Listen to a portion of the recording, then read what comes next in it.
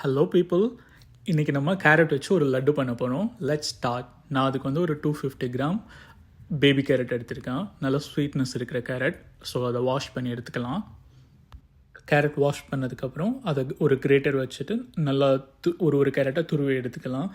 இது ஆக்சுவலி ரொம்ப கஷ்டமாக இருக்குதுன்னு நீங்கள் மிக்சியில் போட்டு பண்ணிடக்கூடாது. அப்படி பண்ணால் நம்மளுக்கு கேரட் பாயசம் தான் கிடைக்கும். இன்றைக்கி நம்ம பண்ணுற ரெசிப்பியில் இதுதான் கஷ்டமான டாஸ்க். கஷ்டமாக தான் இருக்கேன். நல்ல ஃபுட் வேணும்னா கண்டிப்பாக கஷ்டப்பட்டு தான் ஆகணும். அப்போ தான் ப்ராப்பராக ரிசல்ட் கிடைக்கும். ஒரு வழியாக நான் கஷ்டப்பட்டு ஃபைனல் கேரட்டையும் துருவி முடிக்க போகிறேன். அப்படியே மேலேருந்து அள்ளி போட்டோன்னா அப்படியே மலைச்சாரல் மாதிரி தூவணும். இதுதான் கரெக்டான கன்சிஸ்டன்சி. அது வந்து நம்ம எந்த அளவுக்கு கிரேட்டர் யூஸ் பண்ணோமோ அந்த அளவுக்கு சைஸ் கிடைக்கும். மினிமம் நீங்கள் எந்த சைஸ் பண்ணுங்கள். ஓகே, இப்போ நம்ம வந்து சட்டையை எடுத்து வச்சுக்கலாம். இது மாதிரி டிஷ் பண்ணும்போது ஒரு நல்ல குவாலிட்டியான நான்ஸ்டிக் பேன் வந்து மேண்டேட்ரியானது. ஸோ அடுப்பு ஆன் பண்ணி நல்லா ஹீட் ஆனதுக்கப்புறம் தாராளமாக நெய் போடுங்க. தாராளமானதுக்காக ஓவராக போட்டுறக்கூடாது. நான் வந்து 250 கிராம் கேரட்க்கு வந்து ஒரு 30 கிராம் நெய் ஆட் பண்ணியிருக்கேன். அப்படியே சூடாகி நல்லா உருகட்டேன். உங்கள்கிட்ட நெய் இல்லைன்னா நீங்கள் பட்டர் கூட ஆட் பண்ணிக்கலாம், அன்சால்டட் பட்டர். இப்போ நெய் நல்லா வந்து காஞ்சிருச்சு. இந்த டைமில் வந்து நம்ம துருவி வச்சுருக்க கேரட்டை அப்படியே அதில் போட்டுடலாம். ஒரு 15 நிமிஷம் இந்த கேரட் வந்து அந்த நெய்யில் மட்டுமே ரோஸ்ட் ஆகணும். பச்சை வாடை போகிற அளவுக்கு நல்லா வதக்கிட்டே இருங்க. அதுக்கிடையில் நம்ம எந்த ஒரு இன்க்ரீடியண்ட்டுமோ ஆட் பண்ணிடக்கூடாது. நல்லா குக் ஆகி ராஸ்மெல்லாம் போனதுக்கப்புறம் நம்ம அடுத்த இன்க்ரீடியண்ட்டை இதில் சேர்க்கலாம். கேரட்டோட ஃப்ளேவர் நல்லாவாக மாறிடுச்சு. இந்த டைமில் ஒரு 150 ml மில்க் போட்டுக்கலாம். நீங்கள் காய்ச்சின மில்க் இருந்தாலும் சேர்த்துக்கிறேங்க. நான் காய்ச்சாத மில்க் தான் போட்டிருக்கேன். அப்படியே ஸ்லோவாக குக் ஆகட்டும். இந்த ஸ்வீட் ரெடி ஆகிறதுக்கு முன்னாடி நம்ம இன்னொரு டெசர்ட் ட்ரை பண்ணலாம். I have bounty cookies. It's time for break. வாங்க அதை சாப்பிட்லாம். Actually I have 3 grannies.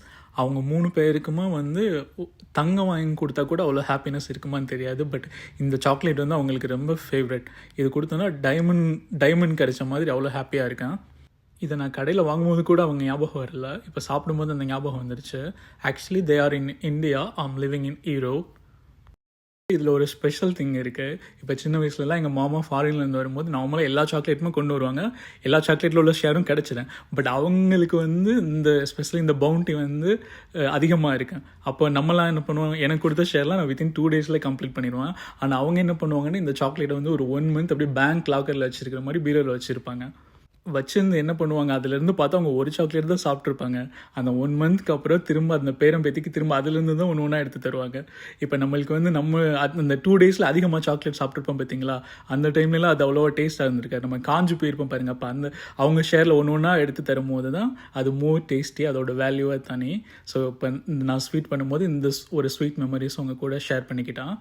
நான் கிராண்ட்பா ஆகிற வரைக்கும் அவங்க 3 பேரும் ஹெல்த்தியாக இருக்குன்னு எல்லோரும் ட்ரை பண்ணிக்கிறேங்க. ஓகே, இப்போ நம்ம வந்து குக்கிங்குள்ளே போயிடலாம். நான் ஸ்வீட்னஸ்க்காகவும் டேஸ்ட்காகவும் கண்டென்ஸ் மில்க் ஆட் பண்ணுறேன். நான் இதில் வந்து ஒயிட் சுகரை கம்ப்ளீட்டாக சேர்க்க போகிறதே இல்லை. டிபெண்ட்ஸ். இஃப் யூ நீட் கண்டிப்பாக நீங்கள் ஆட் பண்ணிக்கலாம். கண்டென்ஸ்ட் மில்கோடு சேர்ந்து நல்லா கேரட் குக் ஆகட்டும். ஓரளவுக்கு நல்லா குக் ஆகிடுச்சா. இப்போ நான் வந்து 1/4 டீஸ்பூன் வந்து ஏலக்காய் பவுடர் போடுறேன். உங்கள்கிட்ட ஏலக்காய் பவுடர் இல்லைன்னா நீங்கள் 2 ஏலக்காய் வந்து க்ரஷ் பண்ணி கூட போடலாம். இப்போ அதுவும் நல்லா ட்ரை ஆயிடுச்சு. இந்த டைமில் நான் கட் பண்ணி வச்சுருக்கிற நட்ஸை ஆட் பண்ணுறேன். எல்லா இதுலேயும் படுற மாதிரி நல்லா மிக்ஸ் பண்ணுங்கள் நட்ஸாக. இதில் எல்லா நட்ஸும் சேர்த்தா நல்லா இருக்குமான்னு கேட்டால் இல்லை. பாதாம், பிஸ்தா, அப்புறம் முந்திரி, இந்த 3மே ஓகே. அதுதான் இதுக்கு வந்து கரெக்டாக சூட்டபுளாக இருக்கும். நீங்கள் தேவைப்பட்டால் நட்ஸை வந்து நெய்யில் வறுத்தும் போடலாம். நான் நார்மலாக தான் போட்டிருக்கேன். இது அப்படியே கூல்டவுன் ஆனதுக்கப்புறம் ஒரு லட்டாக பிடிச்சி லட்டு ஷேப்பில் உருண்டையாக எடுத்துக்கலாம். நீங்கள் தேவைப்பட்டால் கையில் நெய் கூட க்ரீஸ் பண்ணிக்கிறீங்க. என் கையை பாருங்கள் எவ்வளோ கலர்ஃபுல்லாக இருக்குது. நம்ம எந்த விதமான ஆர்டிஃபிஷியல் கலருமே சேர்க்கவே இல்லை. கேரட்டோட நேச்சுரல் கலரை நல்ல ப்ரைட்டாக ஸ்ட்ராங்காக இருக்குது.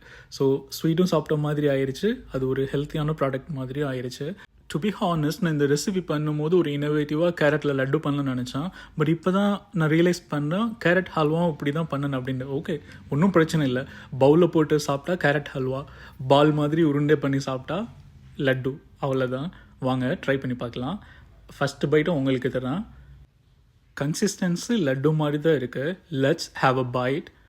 நல்லா நெய் வாசத்தோட கரெக்டான ஸ்வீட்னஸ், அந்த நட்ஸ் எல்லாம் சேர்ந்து நல்லா இருக்குது. நீங்கள் இது மாதிரி ட்ரை பண்ணிவிட்டு எப்படி இருக்குன்னு சொல்லுங்கள். மறக்காமல் பக்கத்து வீட்டுன்னு கொடுங்க. தேங்க்யூ ஸோ மச் ஃபார் வாட்சிங். See you next time with the another delicacy. Until then, bye.